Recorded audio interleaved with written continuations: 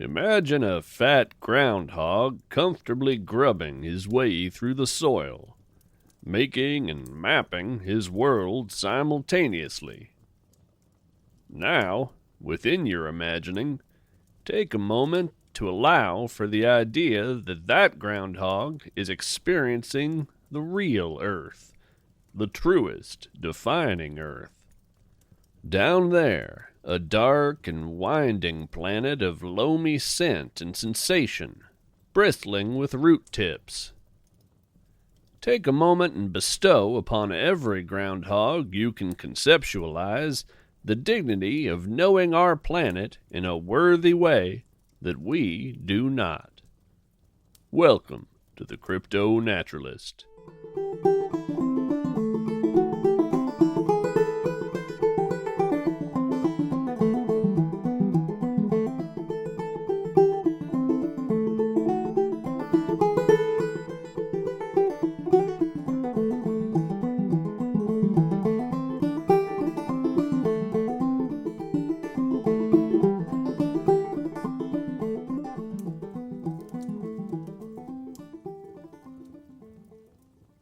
Hello, friends.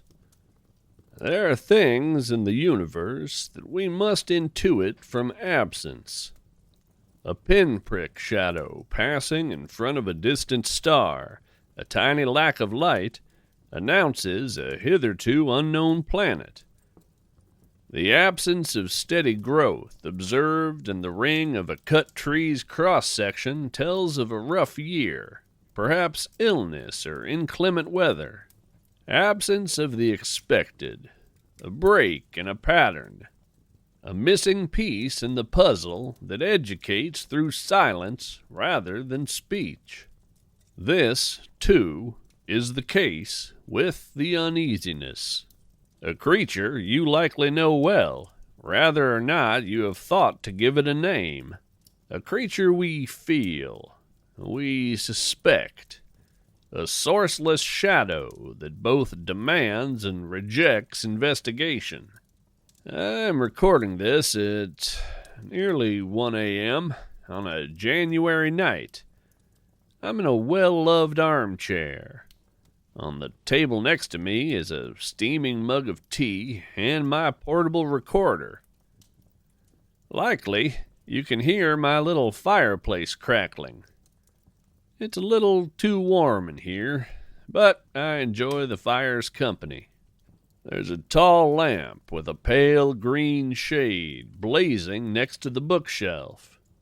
Yet, when I look up from my tea, my eyes are not drawn to the spines of books or to the cheerful hearth. No, my gaze is drawn to the large window on the wall opposite me. The lamp and the night have conspired to make that window a mirror, an inky rectangle reflecting my looking-glass self in his looking-glass chair. It shows nothing of the wooded hills beyond, and somehow it's not quite nothing. I can't see anything through that window, but seeing is hardly our only sense. I can certainly feel something from the dark landscape beyond the glass, and the conspicuous absence of an image to accompany that feeling makes ambiguity come alive with intent, with bone and sinew. That's the uneasiness. A window like this one coaxes a troubling realization. I can't see out, but anything on the other side can see me just fine. From out among those dark trees, I'm as bright and clear as a drive-in movie.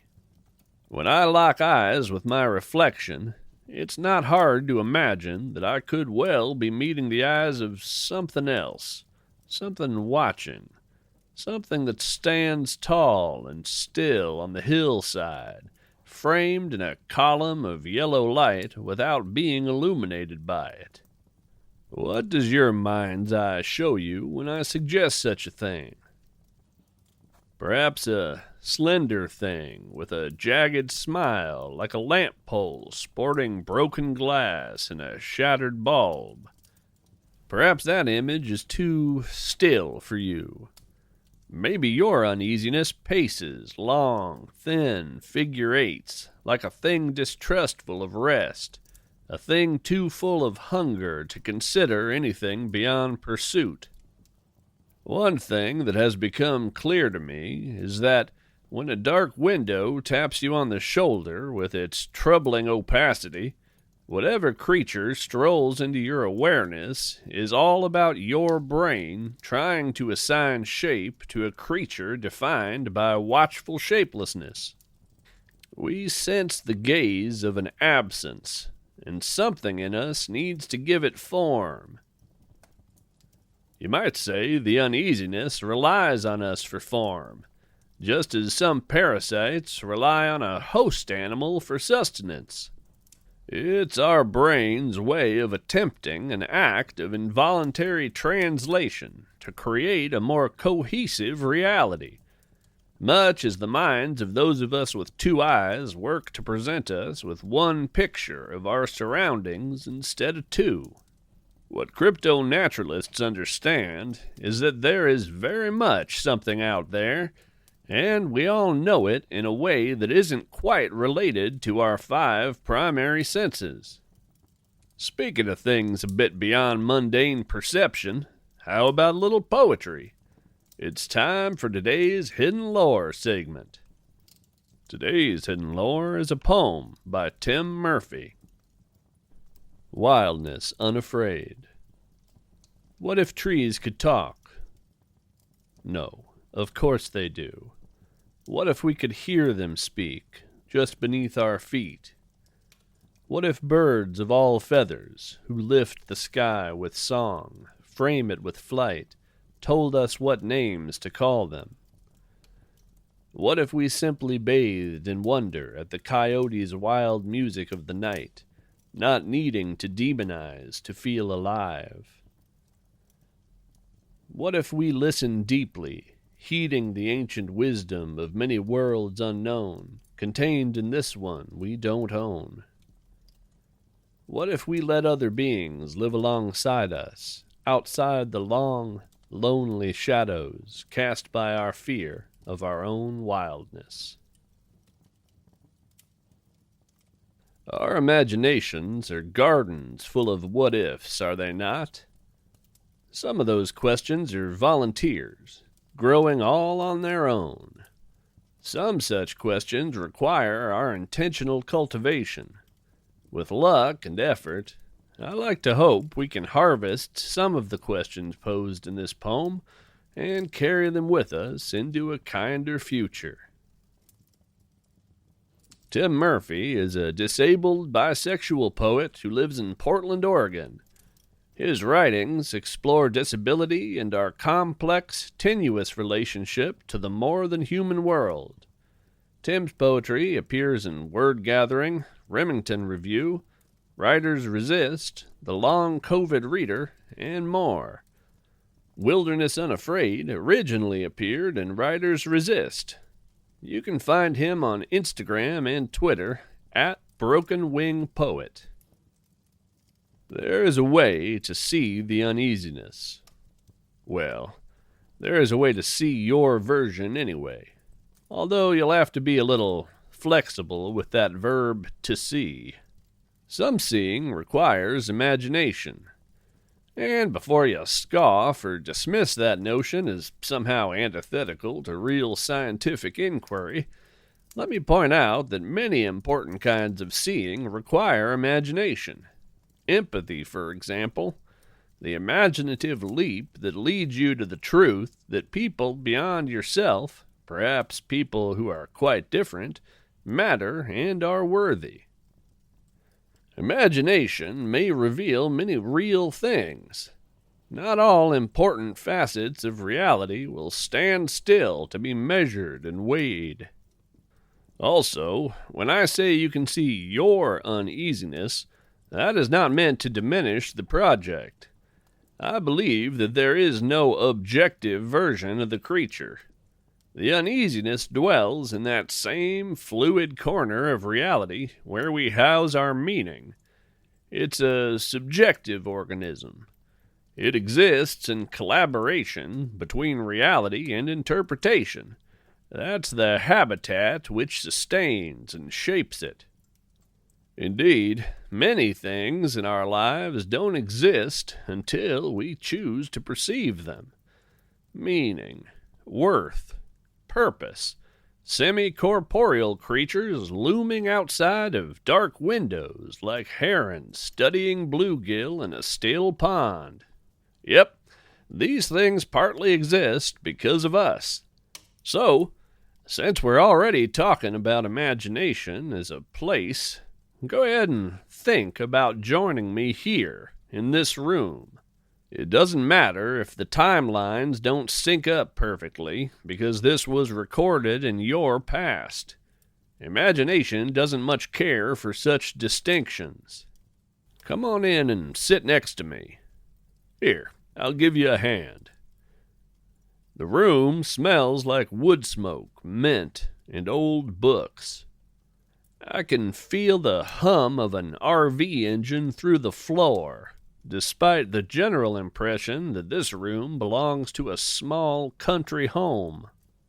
The room is warm, but that big, dark window radiates a kind of cold that proclaims winter in a firm, steady tone.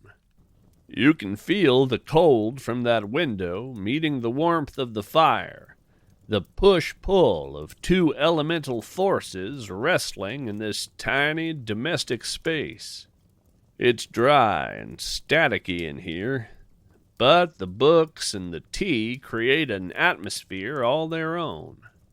And look at that. Suddenly, there are 2 chairs here, and you're in one of them. We nod at one another, and then turn to the business at hand. That black window and what watches out in the cold beyond. Together, we stretch our imaginations further and do something the uneasiness does not expect. We expand ourselves to be in 2 places at once, a thing we cannot do physically. But physicality is just not the boss of us. Not right now. We stay anchored in our warm chairs, in our bright little room. But we also flow outward. We blur.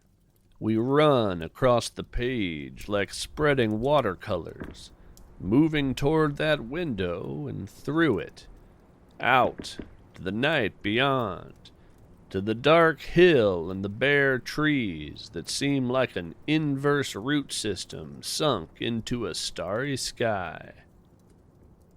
Now we are in our chairs, and on the dark hill, seeing a bright picture of ourselves framed in the window. Yet, look around. Are we alone on this hill? Steady. Hold the images. Don't worry about searching. Just holding. Yes, you have an image of where you are in physical space, listening to my voice. You also have an image of yourself seated next to me in the bright room. Now, hold that third image, your stretched self's image of a shaggy hill and one sunny square of yellow light standing in stark contrast to the dark landscape all around us. Start to feel it. Let your imagination open your other senses. It's windy tonight. Somewhere, a great horned owl is speaking to the coming storm. Did you hear it? The trees around us are in constant motion, and that little window is a beacon of oddity, making the wilderness more wild through its right angles and false daylight.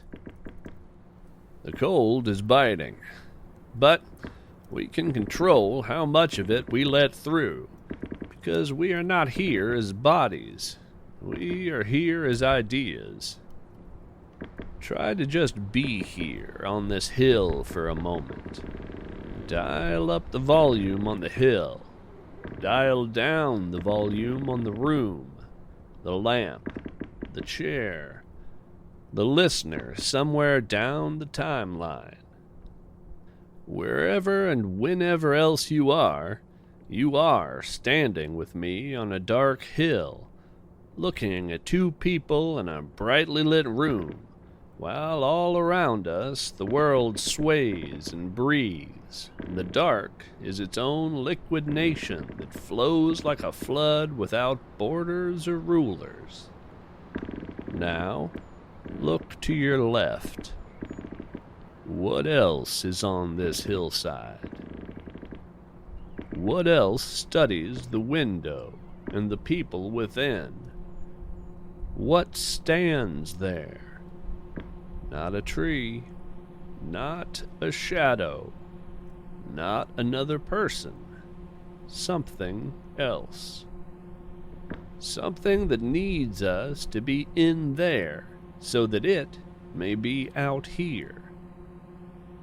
Can you see it? All right, that's enough. Come back. Come back.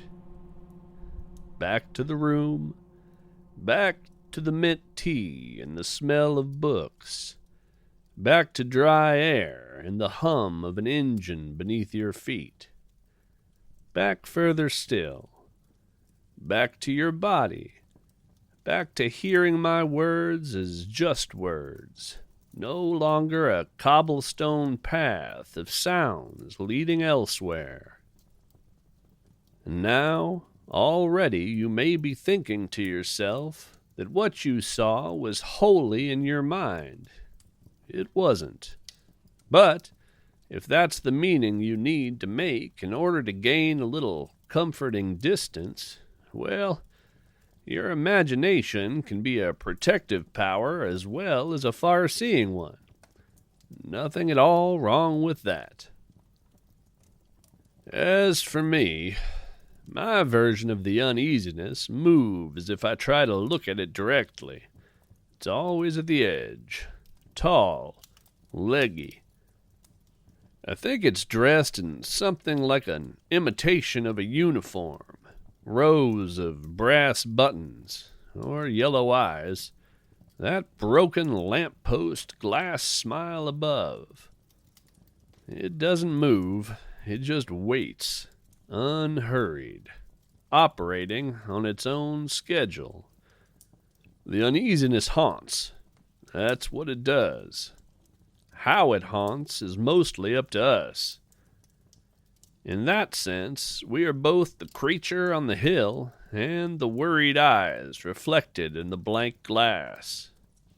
Yet, if you find the idea of the uneasiness troubling, do recall that nature is full of contrasts, spectrums stretching between extremes, rejecting simplistic binaries. The uneasiness is not evidence of any malevolent streak in the world. No, it's just the natural antithesis to other phenomenon which we know and cherish. That feeling of boundless hope blooming in a golden sunrise. That quiet sensation of calm wholeness watching twilight settle over the sea.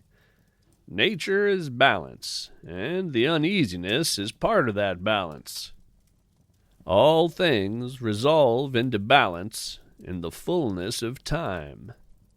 And, while our notions of control may sometimes lead us astray, our sense of gratitude for a diverse world, a world of myriad creatures, sensations, and perspectives, is always a firm path on which to walk. In any case, I think it's time for me to move to a room without a window, at least for a bit. Until next time, we're all strange animals, so act like it.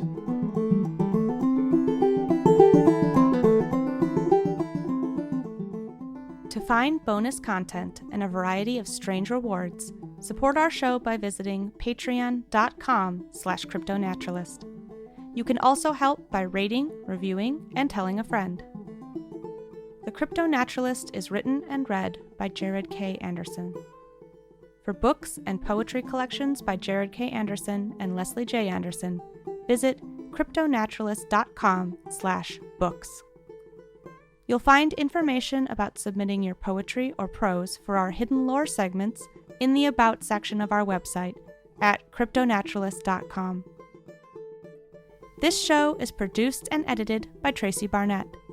You can find them online anywhere at TheOtherTracy or TheOtherTracy.com.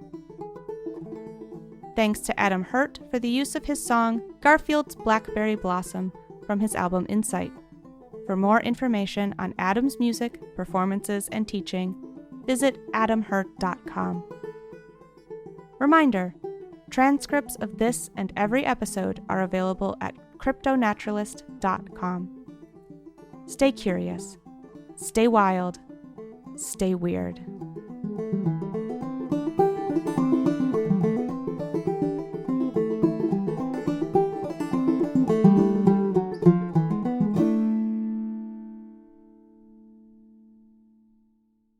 Postscript.